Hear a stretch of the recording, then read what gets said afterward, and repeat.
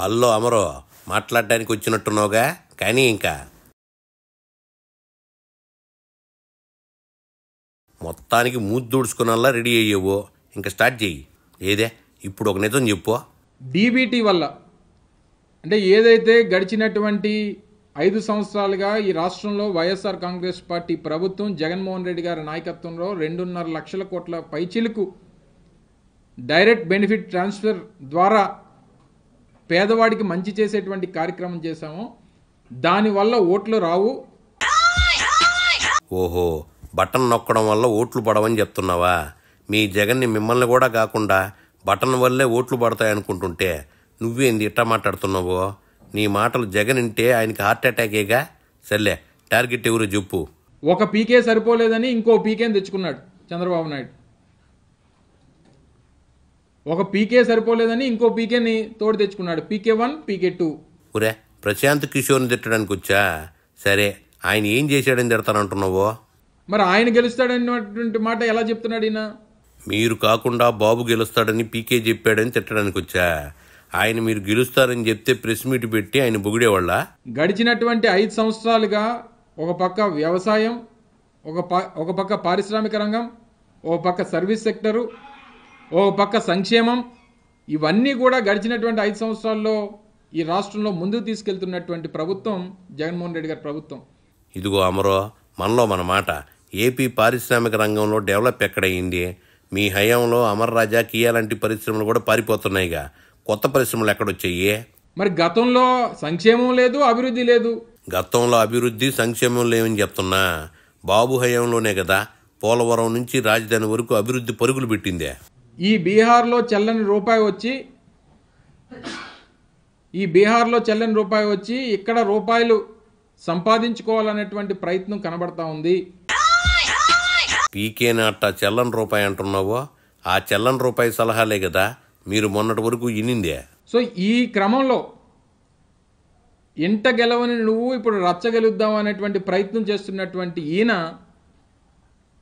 ఈరోజు వచ్చి ఆంధ్రప్రదేశ్ రాష్ట్ర ప్రజల తాలూకా మైండ్ సెట్ని తాను ఇచ్చేటువంటి స్టేట్మెంట్తో మార్చాలనేటువంటి ప్రయత్నం కనబడతా ఉంది. అది జరగని పని. ప్రజల మైండ్ సెట్ని పీకే మార్చలేడని చెప్తున్నా. ఆయన 2019లో ప్రజల మైండ్ సెట్ మార్చబట్టే కదా మీరు అధికారంలోకి వచ్చిందే. బీహార్లో మన పరిస్థితి ఏంటి? బీహార్లో మన రాజకీయ పార్టీ పరిస్థితి ఏంటి? ఇదిగో అమరో, బీహార్లో పీకే పార్టీ పరిస్థితి ఏందని అడగతావేంది? అవన్నీ తెలిసే కదా మీరు ఆయన అప్పట్లో సలహాదారుడిగా పెట్టుకుందే. ఆయన gut feeling YSR Congress party ఓడిపోద్ది అనేటువంటి గట్ ఫీలింగ్ ఆయనకుంటే ఈ రాష్ట్రంలో ఉన్నటువంటి 5 కోట్ల 30 లక్షల మంది ప్రజలకి తెలుగుదేశం పార్టీ వారి తాలూకా మిత్రపక్షాలు చిత్తుగా ఓడిపోతాయనేటువంటి గట్ ఫీలింగ్ ఈ రాష్ట్ర ప్రజలకు ఉంది. ఎక్కడి నుంచో బీహార్ నుంచి వచ్చినటువంటి వ్యక్తి చెప్పినటువంటి గట్ ఫీలింగ్ని తీసుకుంటామా? ఈ రాష్ట్రంలో పేదవాడు, ఆ సంక్షేమాన్ని అందుకున్నటువంటి పేదవాడు, ఆ డీబీటీ ద్వారా మేలు జరిగినటువంటి పేదవాడు, గడిచినటువంటి 5 సంవత్సరాలుగా జగన్మోహన్ రెడ్డి గారి నాయకత్వంలో మేలు జరిగినటువంటి పేద కుటుంబాలు, వారి గట్ ఫీలింగ్ని తీసుకుంటామా? ప్రజలు ఎవరి ఫీలింగ్స్ తీసుకుంటారో త్వరలోనే తెలిసిపోద్దిలే అమరో. చంద్రబాబు నాయుడు ప్యాకేజ్ ఇస్తే ఈ చెల్లని రూపాయి వచ్చి ఇక్కడ మాట్లాడి ఇక్కడ ప్రజల తాలూకా మనోభావాల్ని వాళ్ళ ఆలోచనల్ని మార్చేస్తాడనుకోవడం అమాయకత్వం అనేటువంటి విషయాన్ని మీ ద్వారా మరొకసారి ప్రజలకు చెప్పాలన్నటువంటి ఉద్దేశంతో మిమ్మల్ని అందరినీ కూడా ఈ సమయంలో పిలవడం జరిగింది. ఓహో, బాబు పీకేకి ప్యాకేజ్ ఇచ్చాడని చెప్తున్నా. మిమ్మల్ని ఎవరు విమర్శించినా వాళ్ళు బాబు దగ్గర నుంచి ప్యాకేజ్ తీసుకున్నట్టే కదా. మంచోడివే. 2019 ఎన్నికలకి ఎగ్జిట్ పోల్స్లో లగడపాటి రాజగోపాల్ ఏం చెప్పాడు? 130 సీట్లు వస్తాయి తెలుగుదేశం పార్టీకి అని చెప్పి. ఏం జరిగింది? 2019 వరకు లగడపాటి చెప్పినవన్నీ జరిగాయి కదా అమరో. ఏదో ఒకసారి టార్గెట్ తెప్పిందని మాట్లాడతావేందిట్టా? అలాగే ఈరోజు రాష్ట్రంలో, ఆంధ్రప్రదేశ్ రాష్ట్రంలో చంద్రబాబు నాయుడు, పవన్ కళ్యాణ్ లేదా వారితో కలిసి వచ్చేటువంటి ఇతర రాజకీయ పార్టీలు చిత్తుగా ఓడిపోతాయనేటువంటిది ఈ రాష్ట్రంలో ఉన్నటువంటి పేదవాడి తాలూకా గట్ ఫీలింగ్. రాష్ట్రంలో ఎవరు ఓడిపోబోతున్నారో మొన్న గ్రాడ్యుయేట్లు చెప్పేశారుగా. మరి రాష్ట్రంలో ఉన్నటువంటి ప్రజలు, రాష్ట్రంలో ఉన్నటువంటి పేదవాడి తాలూకా అభిప్రాయాన్ని తీసుకుంటామా?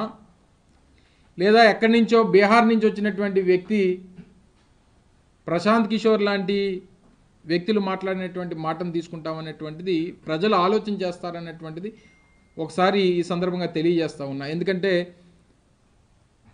ఈరోజు తెలుగుదేశం పార్టీకి సంబంధించినటువంటి కొన్ని ఛానల్స్ ఎల్లో మీడియా ఏదైతే ఉందో దాన్ని పదే పదే ప్రజలకు చూపించి ప్రశాంత్ కిషోర్ అనేటువంటి ఒక వ్యక్తి చెప్పినటువంటి మాటలు ఏదో నిజమైపోతాయనేటువంటి ఒక అభిప్రాయాన్ని ప్రజల్లో కల్పించాలనేటువంటి ప్రయత్నం చేస్తున్నట్టుగా కనబడతా ఉంది. ఒరే, ఎల్లో మీడియా పీకే మాటలు ప్రసారం చేస్తుందని ఫీల్ అవుతున్నా. మీ బ్లూ మీడియా కూడా ముద్రగడ, జోగే లాంటి మాటలు పబ్లిసిటీ చేస్తుందిగా. ఎవరు డబ్బా వాళ్ళదే. చెప్పినంతవరకు చాలుగానే ఇంకిళ్ళు.